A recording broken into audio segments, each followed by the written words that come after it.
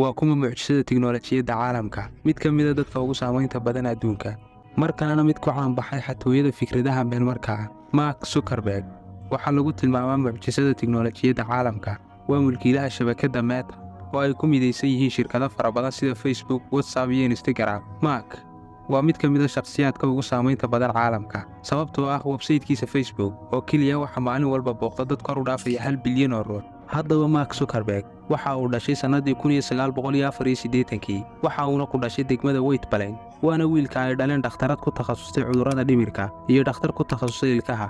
Mark waxa uu ku barbaaray Dobbs Ferry oo 10 mayl u jirta magaalada New York, halkaas oo uu ku soo qaatay waxbarashadiisii dugsiga hoose iyo sare ee Irish Lee. Master Mark waxa uu aad ugu fiicnaa maadooyinka xisaabta, fiisigiska iyo astronomiga. Markii uu ku jiray heerkiisa waxbarashada waxa uu akhriyi jiray luqado badan oo ay ka mid yihiin French, Hebrew, Latin iyo Ancient Greek. Mark Zuckerberg waqtigii uu ku jiray waxbarashada dugsiga waxa uu ahaa mid aad ugu fiican cilmiga kombiyuutarka.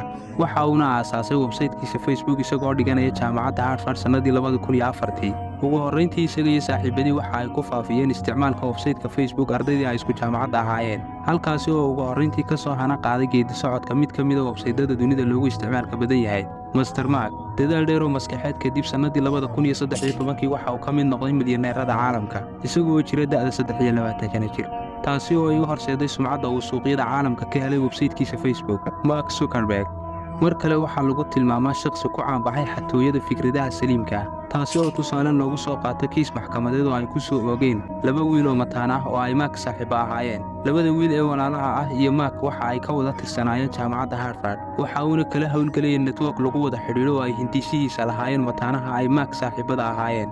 dhowr sano ka bacdi aasaaska website-ka caanka baxay ee Facebook, mataanuhu waxa ay Mark ku soo eedeeyeen inuu ka xaday fikradda iyo qorshaha website-ka Facebook, maadaama uu ka mid ahaa howlwadeennada mataanaha kala hawlgeli jiray network-ka ay aasaaseen.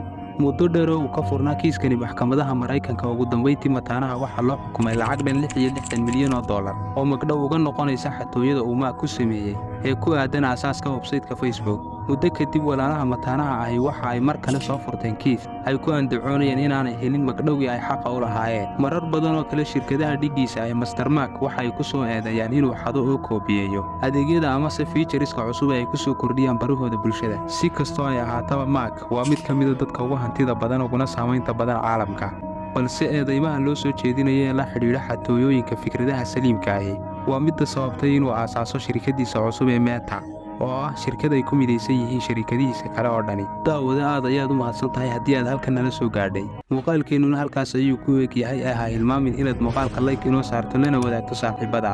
haddii aad nagu cusub tahayna ku soo biir barteenna Irmaan Show oo ka mid noqo bahweyta nagu xidhan.